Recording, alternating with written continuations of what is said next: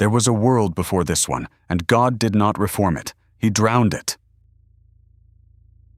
Not a village, not a city, a civilization with towers and forges and music, with cities along the rivers and roads between them, with a written language and a memory of the garden that its own great-grandfathers had described out loud. It stood for more than 1,000 years, and it built to last forever.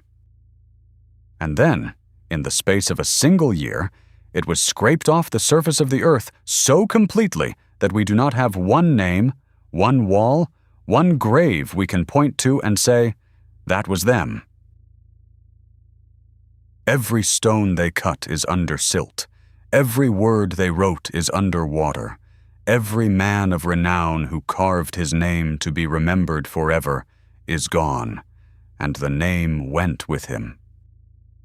How do you erase an entire world, and why would the God who made it decide that erasing it was the only thing left to do? This is the story of the world before the flood, the civilization God erased.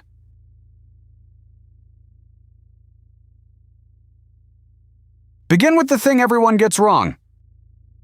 When people imagine the world before the flood, they imagine cavemen, skins and clubs and grunting, a primitive world that had not learned anything yet. The writings describe the opposite. By the time the water came, mankind had been on the earth for over 1,600 years, and every one of those years had been spent by people who lived the better part of a millennium. Think about what that does. A man does not forget what he learned at 30 when he is 700. He refines it. He teaches it to sons who will live as long as he does, who refine it further and teach it to theirs. Knowledge did not reset every 80 years the way it does for us. It compounded without a break for 16 centuries. And it started from a high place, not a low one. The first man had walked with God in a garden and named every living thing.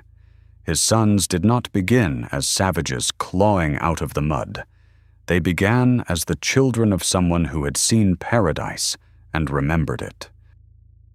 The line of Cain built the first cities. One of them, Enoch, was named after a son and raised out of the plain with walls and a gate, generations before the flood. And in that line, the crafts appear, one after another, listed in the oldest record like a hall of founders. Jabal, the father of those who live in tents and keep cattle. Jubal, the father of all who play the harp and the pipe. And Tubal-Cain, an instructor of every craftsman in bronze and iron. Music, herding, metallurgy, not stumbled into, founded, named, and taught. Now add the other teachers. Because the sons of men were not the only ones giving lessons. 200 of the watchers had come down in the days of Jared, and they had taught what heaven had never meant for the ground. The working of metals into blades and ornaments, the cutting of roots and the mixing of drugs, the reading of the stars and the signs of the sun and the moon, the making of the eye beautiful so that men would kill for it. Put the two together, human genius living for centuries alongside instruction stolen from heaven, and you do not get cavemen. You get a civilization advanced enough, and old enough, and proud enough that its own creator looked at it and grieved that he had made it. So walk into it the way it was at its height. A river plain, wide and green, the ground still remembering the richness it had before the curse fully took hold. Fields worked by men who had planted the same soil for 300 years and knew every stone in it. Cities of mud brick and cut stone rising over the water, walls thick enough to stand on, gates bound in bronze, smoke from 100 forges, the sound of hammers, and under it, always, music. Herds beyond counting, storehouses full, roads worn smooth by generations of the same families, walking the same routes to the same markets. And people everywhere. That is the part that is hard to feel. The earth was filling. Men who lived 900 years and fathered children for centuries do not leave small families behind them. The population of that world was enormous, and it was concentrated, and it was old, and it was clever, and almost none of it was looking up. And it built upward. A people who live for centuries do not build for a season. They build for themselves to see finished in 300 years, and for a grandson 8 generations down to inherit. So the towers went higher than they needed to be, and the walls thicker, and the stone was cut and set with a patience no short-lived people could ever afford. They were not building shelter. They were building monuments. Statements in stone that said, "We were here, and we were great, and we are not going to be forgotten." It is the oldest ambition there is, older than the flood, and it is the one thing the flood answered most completely. At the center of it stood the men of renown. The record gives them a phrase and moves on, but the phrase is heavy.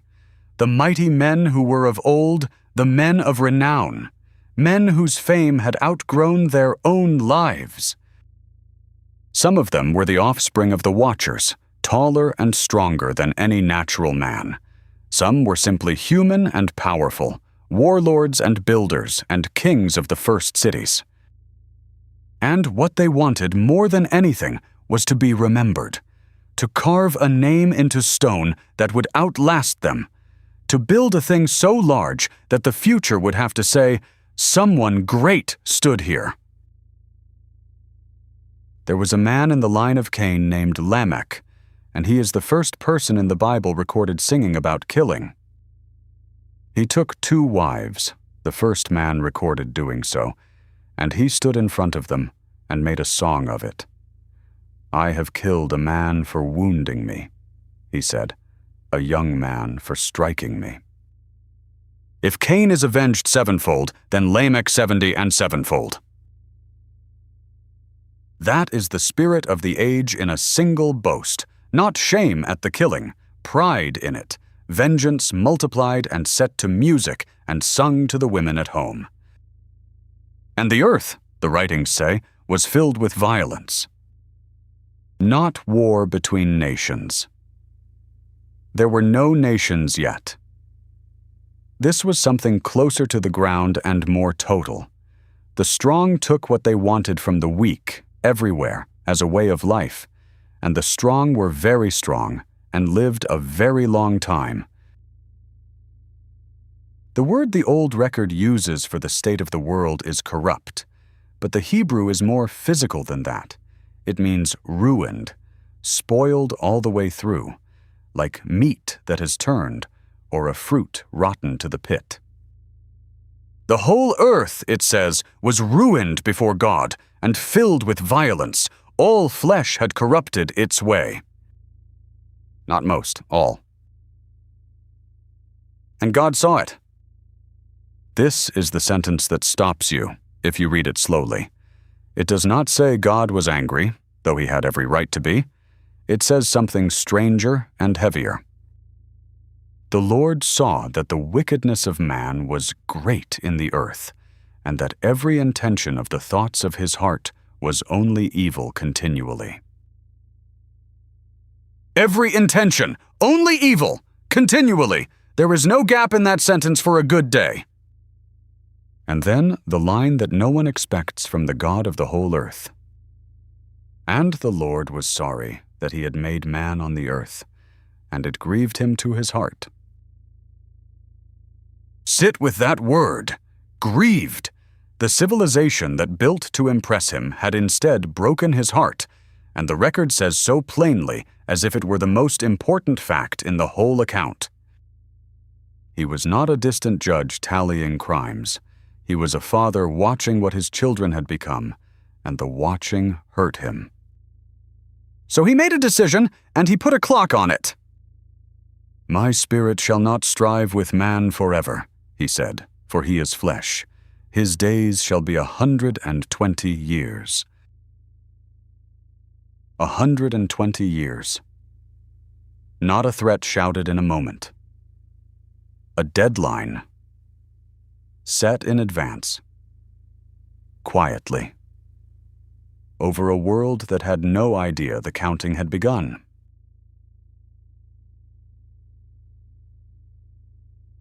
Into that world, and against that deadline, God chose one man. His name was Noah, and the record introduces him with a phrase it gives almost no one else. Noah was a righteous man, blameless in his generation. Noah walked with God. That last line should sound familiar. It is the same thing said of his great-grandfather Enoch, the man who was taken. The family that walked with God had held on, thread by thread, for 10 generations, down to one household on an earth that had turned entirely the other way. Noah was not a warrior. He was not a king. He had no city and no army and no fame. He was a farmer with 3 sons in a world of walled cities and mighty men, and he was the last person on earth still listening. And he was not alone in the way that matters least and hurts most. He had a wife. He had 3 grown sons, Shem, Ham, and Japheth, and each of them had a wife. 8 people in a world of untold millions, and everything now depended on those 8 staying inside the one house that still believed. Everyone else Noah had ever loved was on the other side of it. Neighbors he had grown up beside, cousins in the cities, every friend of 300 years. He was not being asked to hate them. He was being asked to outlive them, knowing what was coming, and to keep building the thing that proved it. And God came to him and told him the truth first, before any instructions. "I have determined to make an end of all flesh," he said, "for the earth is filled with violence through them. Behold, I will destroy them with the earth." Imagine being the one man told that. Not that a city will fall, that the world will end. That everyone you have ever seen, every face, in every market, every child in every doorway is going to be gone. And you are being warned because you are the exception. The writings do not record Noah arguing. Where Enoch had said no, and the watchers had wept, Noah simply listened. But do not mistake silence for ease. He was being asked to spend the rest of his life building a warning that everyone he knew would laugh at. Because then came the instructions, and the instructions were impossible. Make yourself an ark of gopher wood, make rooms in it, and cover it inside and out with pitch. And then the dimensions, and the dimensions are the reason people remember this story wrong. 300 cubits by 50 by 30, around 450 feet long. A wooden ship the size of a small skyscraper laid on its side, larger than anything the ancient world would build again for thousands of years. On dry land, far from any sea, to survive a kind of water that, in the reading many hold, the world had never yet seen fall from the sky. So picture it, a farmer, hundreds of years old, marking out a shape on the ground longer than a city block, in a country with no coastline, and beginning to cut timber for a flood that had never happened, on the word of a God that the rest of the world had stopped hearing. And he kept at it for 120 years. That is the number of the deadline, spent, not a weekend project, not even a decade. Over a century of cutting and shaping and sealing and raising ribs of wood into the sky in full view of a civilization that walked past it every day. The New Testament remembers him for exactly this. A preacher of righteousness, it calls him. Not because he stood on a corner shouting, but because the ark itself was the sermon. Every beam was a word. Every year it grew was another year the message stood in the open, saying, "It is coming. There is room. The door is not shut yet." And for 120 years, the answer of the whole world was no.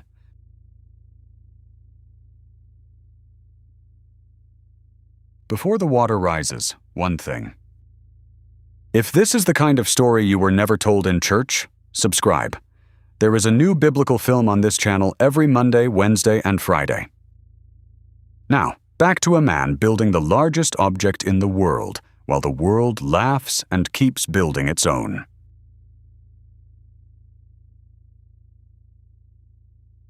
Because they did keep building. That is what the age was like, even at the end. The Lord Jesus himself described it, thousands of years later, and he did not describe a world cowering in fear.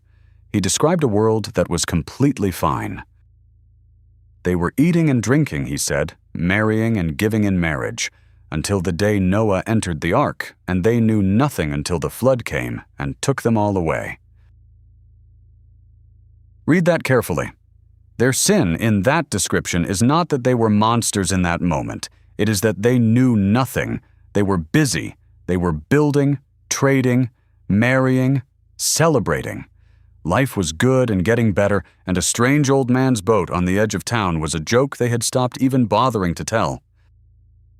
That is the horror of it. Not fire in the streets, normal life, all the way to the last morning. And the mockery would have been constant. A boat the size of a hill, on dry ground, going nowhere, built by a man who talked about water no one had ever seen fall from the sky. To a city that measured everything by what you had built and what your name was worth, Noah was the opposite of a man of renown. He was the fool on the edge of town, and his sermon had no words in it they were willing to hear. For 120 years, he was proven wrong every single morning the sun came up dry, and every single morning he went back to the wood. And while normal life went on, the ark was finished. And the animals came. The record does not say Noah hunted them or gathered them. It says they came to him, 2 by 2, and of the clean animals by 7s, out of the forests and the hills and the far places, moving toward one wooden mountain on the plain, a procession the watching city could not possibly have missed. Whatever the mockers had thought the day before, imagine standing at your gate and watching the animals of the whole earth walk in pairs toward the madman's boat and go in and not come out. And still, no one else moved toward the door. That is the detail that should stop us. The door was open. The record is careful about it. The ark had a door in its side, and it stood open through all of it, through the finishing and the loading and the coming of the beasts. For 120 years, the invitation had been a shape on the horizon. Now it was an open door with a ramp and animals walking up it and a righteous man inside. And the entire population of the earth decided it was not for them.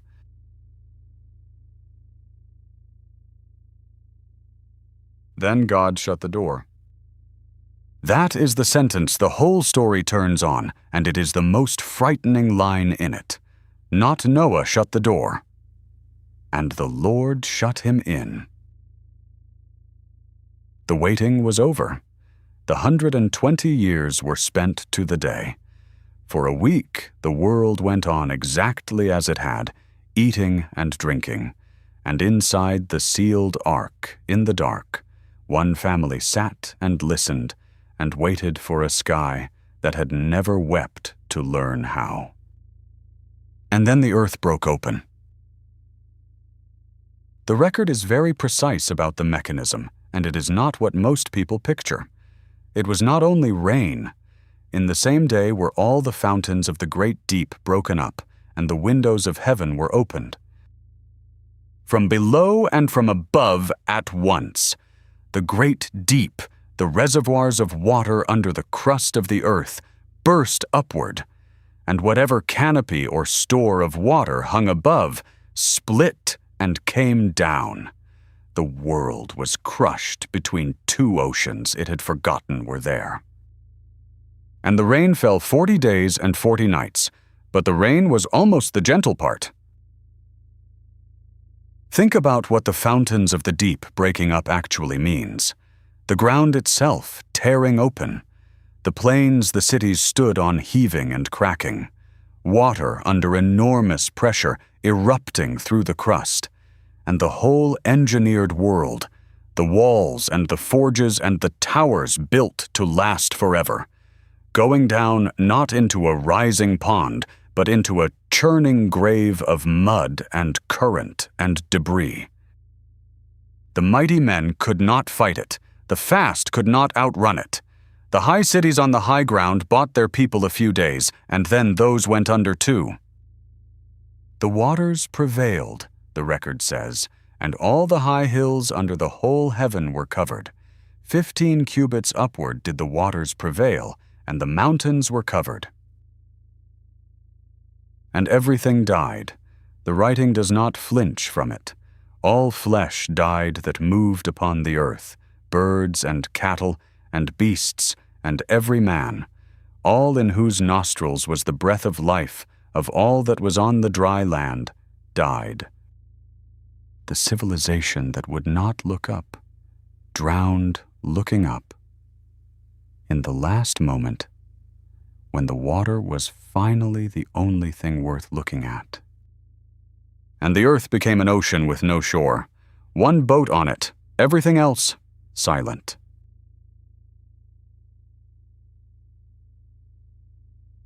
But that was not the end of it. Because the point of the flood was never only the ending. Anyone can destroy. The record is not interested in a God who simply wipes a table clean. It is interested in what he saves, and why, and what he does the moment the destruction is spent. And God remembered Noah. That is the exact phrase, and it is the hinge of the whole account. In the middle of a drowned world with 150 days of water standing over everything that had ever been built, the record says, God remembered the one household in the dark. Not remembered as if he had forgotten, remembered the way a promise is remembered. He turned his full attention to the survivors, and he made a wind pass over the earth, and the waters began to go down. The fountains of the deep were stopped. The windows of heaven were shut. And slowly, over months, the flood drew back off a planet that was now completely empty. And Noah opened the window and sent out a raven and then a dove, and the dove came back with nothing, because there was nowhere yet to land. 7 days later he sent it again, and it came back with a fresh olive leaf in its beak. Somewhere, something green was growing again. The whole future of the human race, in that moment, was one leaf in the mouth of a bird. When they finally came out, they came out into a graveyard the size of the world. Everything Noah had ever known was gone. The cities were gone. The forges were gone. Every person he had not carried on the boat was gone. The green river plains were sheets of drying mud, and somewhere under that mud lay a civilization of 1,600 years, its towers and tablets and mighty men pressed flat and buried where no one would ever read them. And the first thing he did was build an altar. Not a house, not a wall. An altar on the raw ground in the silence, and he worshipped the God who had just unmade the world and carried him through it. And God made a promise, to him and to every living thing after him, and he hung a sign of it in the sky. I set my bow in the cloud, he said, and it shall be a sign of the covenant between me and the earth. The waters shall never again become a flood to destroy all flesh. The rainbow is not a decoration. It is a signature on a contract, a weapon, a war bow hung up in the clouds pointed away from the earth, promising that this particular ending would not come again. But notice what the promise does not say. It does not say the corruption is cured. It does not say the heart of man has changed. In fact, only a few verses later, God says the opposite, that the intention of man's heart is evil from his youth, exactly as before. The flood did not fix the human heart. It only reset the world and spared a door through which the whole future would have to pass. So what was actually lost? That is the question the whole account leaves ringing, and it is bigger than most people let it be. An entire civilization. Older than Egypt, older than Sumer, older than every empire whose ruins we can dig up and touch.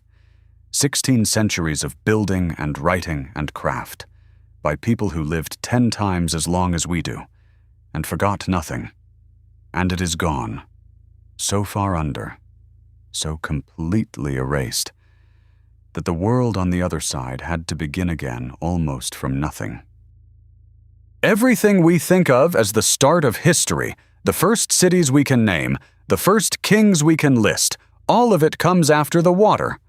The flood is the line the record draws across the human story, and almost nothing crosses it. Almost nothing, because something did. 8 people crossed, and in their memory and in the writings they carried came the only account we have of the side that drowned.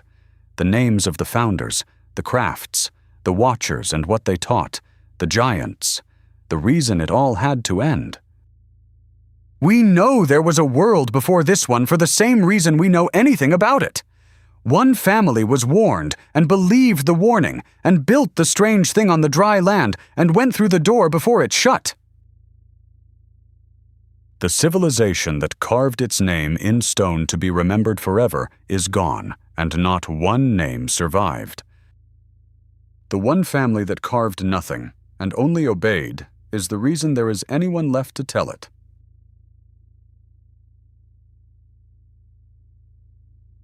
There is one more thread in this story, and it is the strangest number in the Bible. In the family that walked with God, there was a man who lived longer than any human being before or since, 969 years. His name was Methuselah, the son of Enoch, and the grandfather of Noah, and the arithmetic of the old record hides something inside his life. If you add up the years exactly as they are written, the year Methuselah died is the year the flood came. The longest life ever lived, ending in the same season the world did. A man whose very name, some say, carried a warning in it, whose death was the last grain of sand before the water. He is the next film on this channel, and it is waiting for you now. If you want to know how one man held on for nearly 1,000 years and what it means that God let the oldest life on earth run out at the exact edge of the end, subscribe, and I will see you there.